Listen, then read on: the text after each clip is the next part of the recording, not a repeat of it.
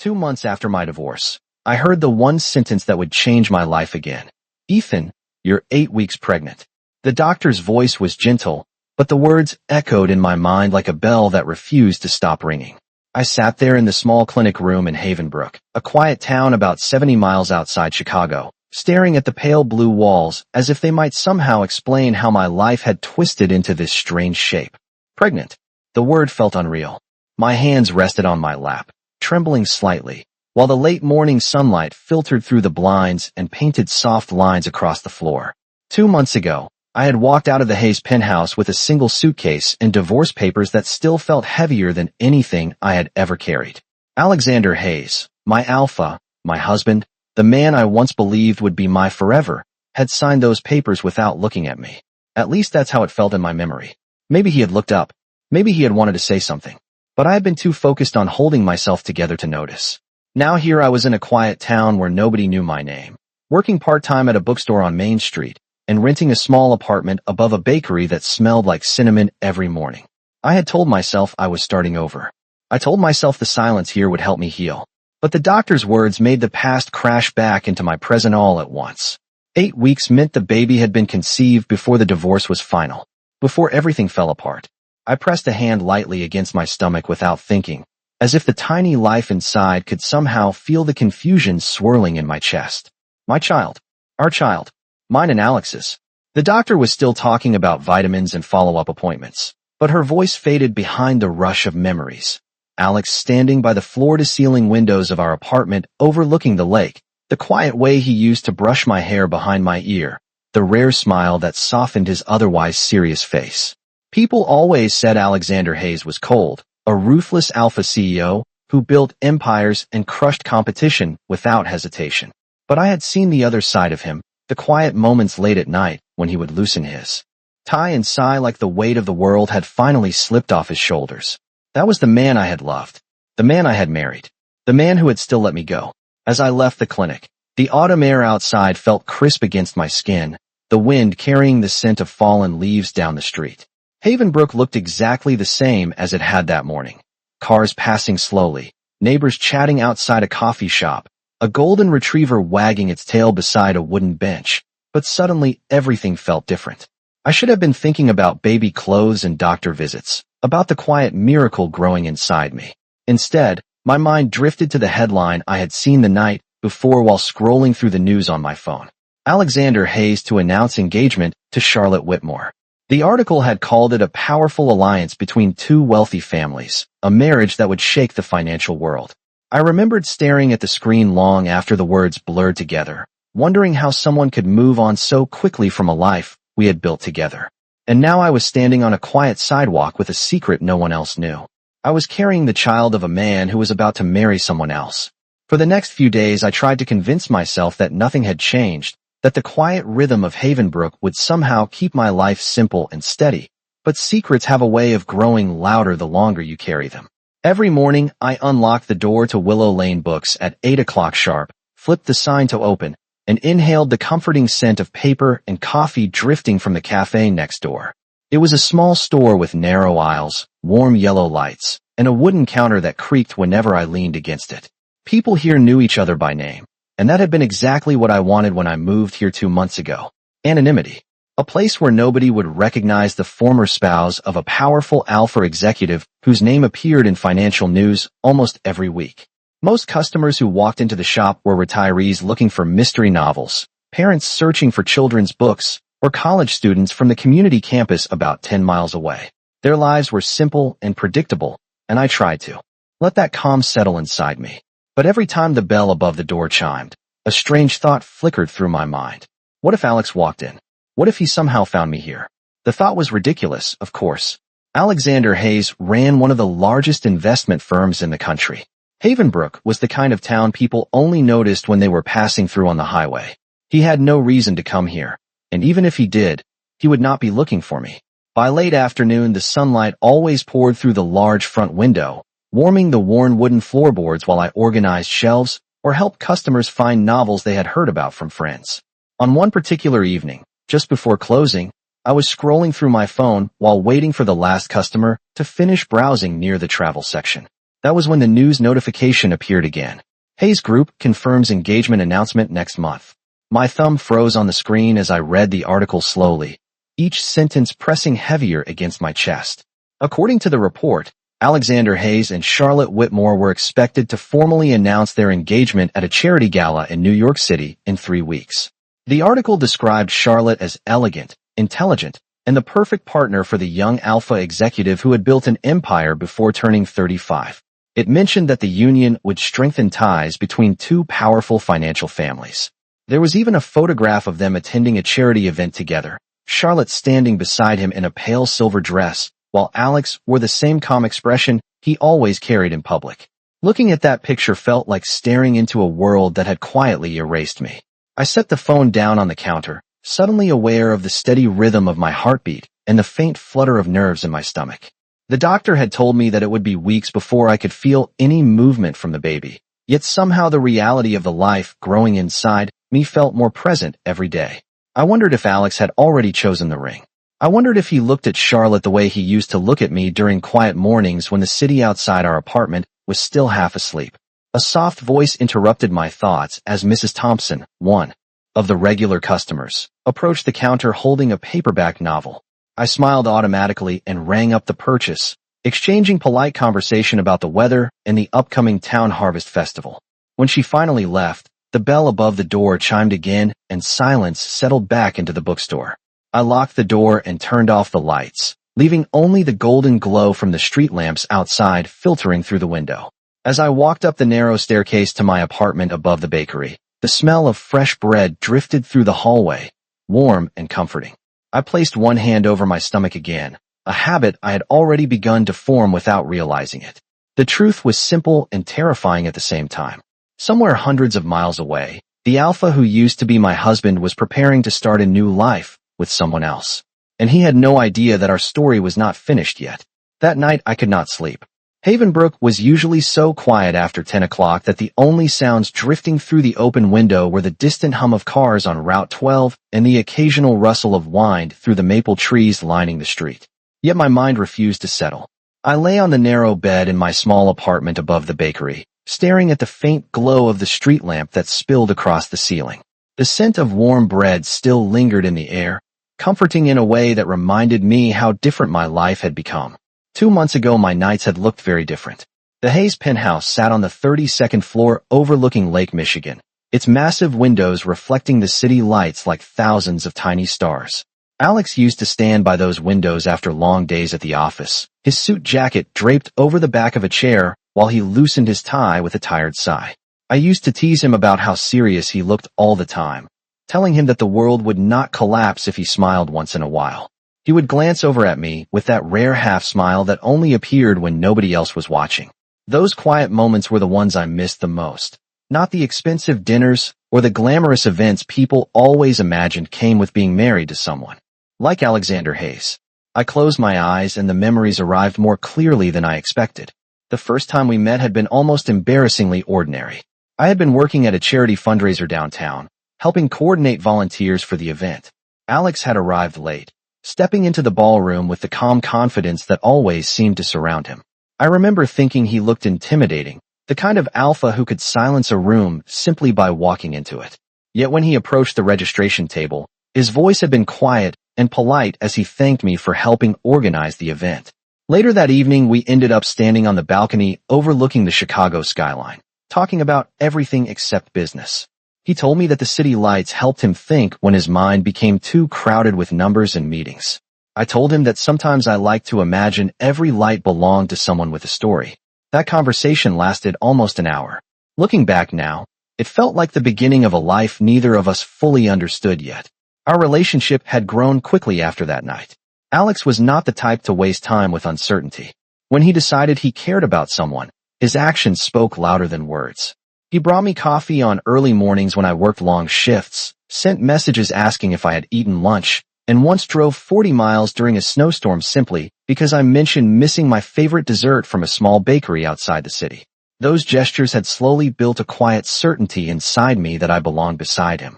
When he proposed a year later, standing in the same apartment that would eventually become our home, he had said something simple that stayed with me even now.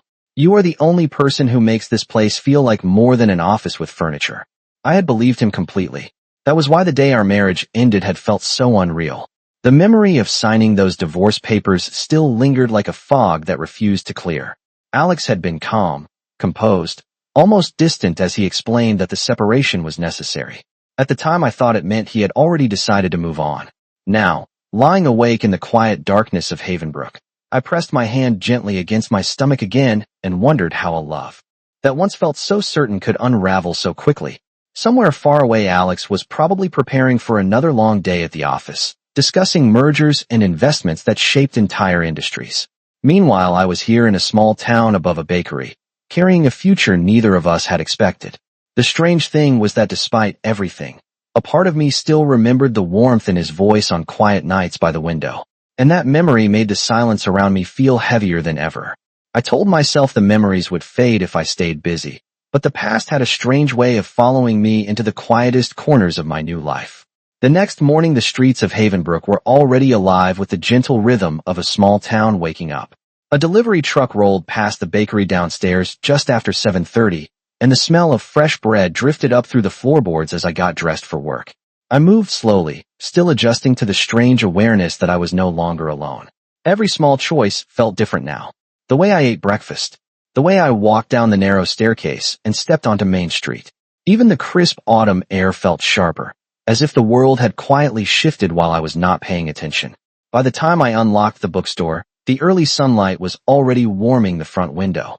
The familiar routine should have been comforting, yet my mind kept circling the same question I had been avoiding since leaving the clinic.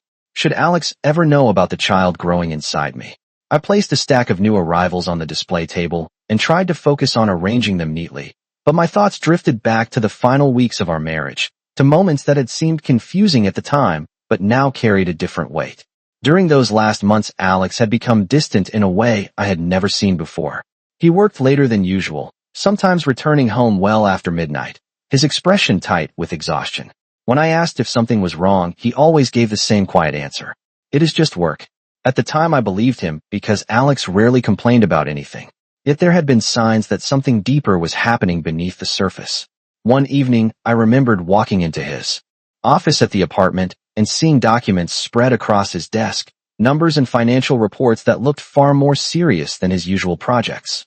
When he noticed me standing there, he quickly closed the laptop and forced a tired smile, telling me it was nothing important. Looking back now, I realized how tense his shoulders had been, how carefully he had avoided explaining anything further. The distance between us had grown gradually after that. Business dinners replaced quiet evenings at home. Phone calls interrupted weekends that we once spent walking along the lake. I had tried to be patient, telling myself that his responsibilities as the head of Hayes Group simply demanded more of his time. But one night, everything finally came to a breaking point. Alex came home later than usual, his expression unreadable as he placed his briefcase on the table. I remember asking him if we could talk, hoping he might finally explain what had been troubling him for weeks. Instead, he stood silently by the window for several long seconds before turning toward me with a look I had never seen in his eyes before. There was something almost resigned in the way he spoke, as if the decision had already been made long before that conversation began. He told me that it would be better for both of us if we separated. At the time, the words felt cold and final, leaving me with the painful certainty that the man I loved had simply decided to walk away.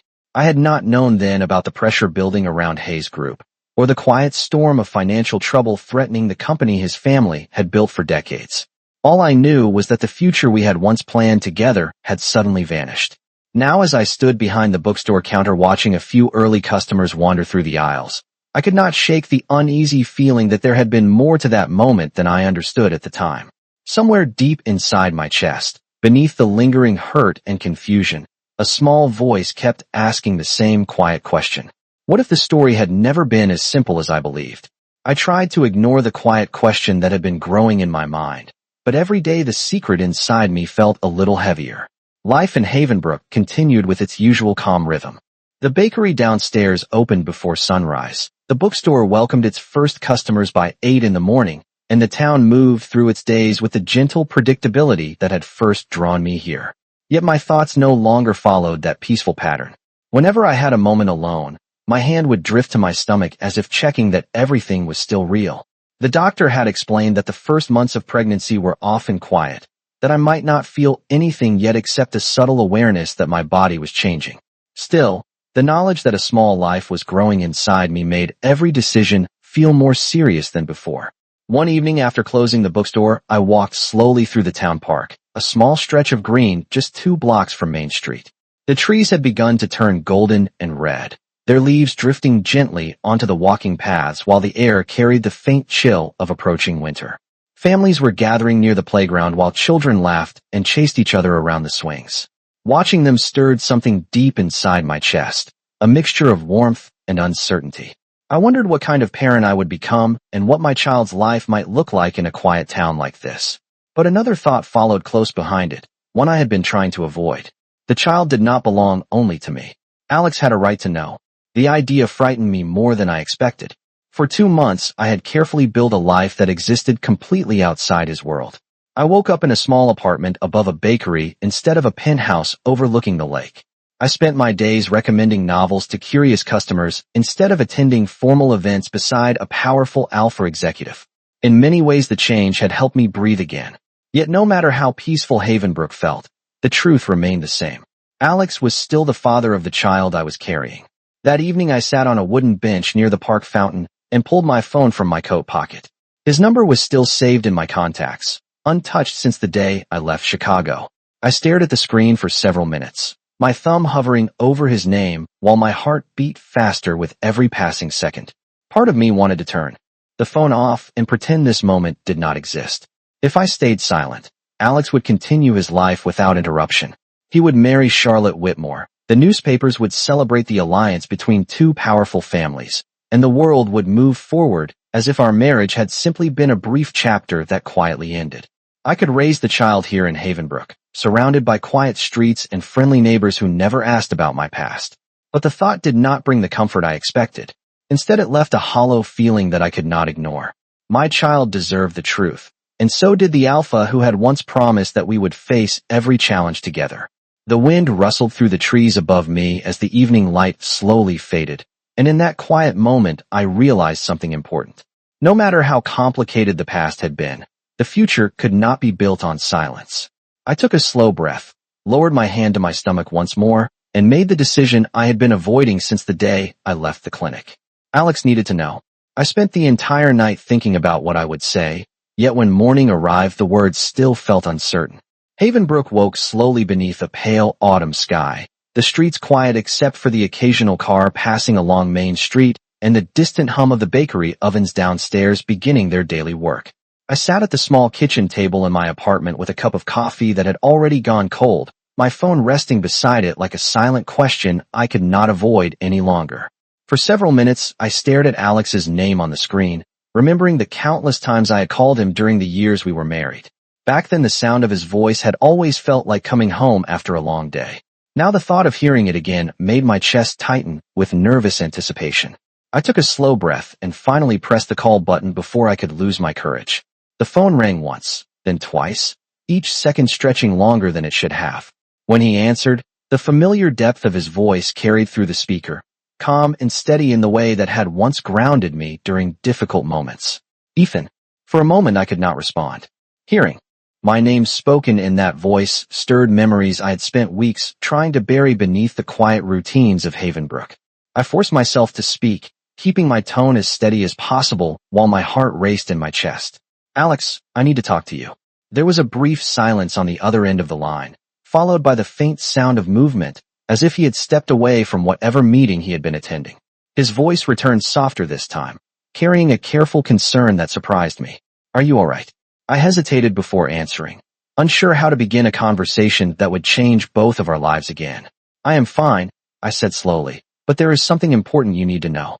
Another quiet pause followed, and I could almost picture him standing by one of the tall windows in his office, the Chicago skyline stretching beyond the glass just as it had countless evenings before. I realized then that no matter how much distance existed between our lives now, certain images of him still remained clear in my mind.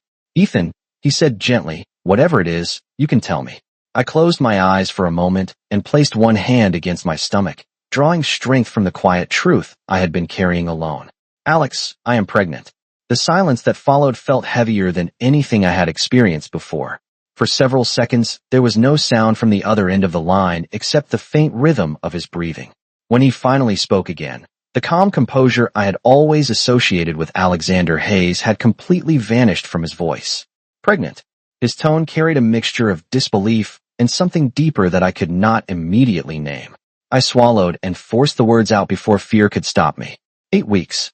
The doctor confirmed it last week. There was another pause, longer this time, and I wondered what thoughts were racing through his mind in that moment. Then Alex spoke again, quieter than before, but filled with a sincerity that made my chest tighten. Ethan, where are you? The question surprised me. I had expected confusion or even frustration, but not the urgency I heard in his voice. I live in a town called Havenbrook now, about 70 miles outside Chicago, I explained carefully. I work at a bookstore here. The line remained silent for another moment before he responded with quiet determination. Stay there. I am coming to see you. I did not know how long I stood by the window after the call ended. Havenbrook looked exactly the same as it had an hour earlier, calm and ordinary, yet everything inside me felt unsettled. The small street below my apartment carried the quiet sounds of late afternoon life. A delivery van rolled past the bakery, a couple walked their dog along the sidewalk, and the golden leaves on the maple trees swayed gently in the wind. Somewhere 70 miles away, Alex had already left Chicago and was on his way here. The thought alone made my heart beat faster than it had in weeks. Part of me wondered if I had made a mistake telling him. For 2 months, I had carefully built a distance between us, convincing myself that the life we once shared belonged firmly in the past. Yet now the past was driving down the highway toward Havenbrook. I tried to focus on simple tasks to calm my thoughts. I straightened the bookshelves in the living room, wiped the kitchen counter that was already clean, and finally sat down on the worn couch with my hands folded quietly in my lap. Minutes passed slowly until I heard the distant sound of a car pulling to the curb outside the building. Seconds neither of us spoke. His gaze moved carefully across my face as if making sure I was truly standing there in front of him. Finally, he broke the silence with a quiet voice that carried more emotion than I expected. Ethan. Hearing my name spoken like that again stirred something deep inside my chest. Searched Alex's face carefully, trying to understand whether what he had said was truly the truth or simply an attempt to ease the situation between us. Yet the expression in his eyes held none of the distance I remembered from the day we signed those papers. Instead, there was a calm determination that felt unmistakably real. Alex seemed to sense the uncertainty in my silence because he spoke again, his voice steady but more open than I had heard in a long time. After you left Chicago, I continued with the plan because I thought it was the only way to keep the company from collapsing. Hayes Group had investors threatening to withdraw, and my parents believed the engagement with Charlotte Whitmore would secure the funding we needed to survive, to absorb everything he had just told me. For the first time since leaving Chicago, the distance between us no longer felt like an unbreakable wall. Instead, it felt like a misunderstanding that had quietly grown larger than the truth behind it. Alex looked at me for another long moment before speaking again with a softness that carried the same warmth I remembered from quiet nights by the lake. Ethan, I know I hurt you when I asked for the divorce, and I know you had every reason to walk away. But now that I know you are carrying our child, I will not let the past remain unfinished. I am ending the arrangement with Charlotte Whitmore, and I will handle whatever consequences follow with my family. He lowered his voice slightly, as if sharing something deeply personal rather than making a declaration. What matters now is you and the life we created together.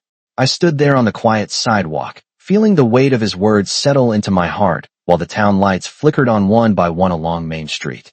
The future that had seemed so uncertain only days earlier now opened into possibilities I had not allowed myself to imagine.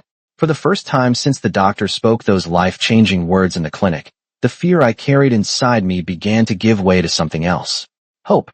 The quiet street in Havenbrook seemed softer that night, as if the entire town had decided to give us a moment of peace after everything that had been said. For a long time, Alex and I simply stood there beneath the warm glow of the streetlights while the cool autumn air drifted gently around us. The tension that had filled the space between us for months was finally beginning to fade, replaced by something steadier and more familiar. Alex glanced toward the small building above the bakery and then back at me with a thoughtful expression. It is different from Chicago, he said quietly. I followed his gaze and nodded. Very different. The town is quiet, but it helped me breathe again. Alex seemed to understand immediately.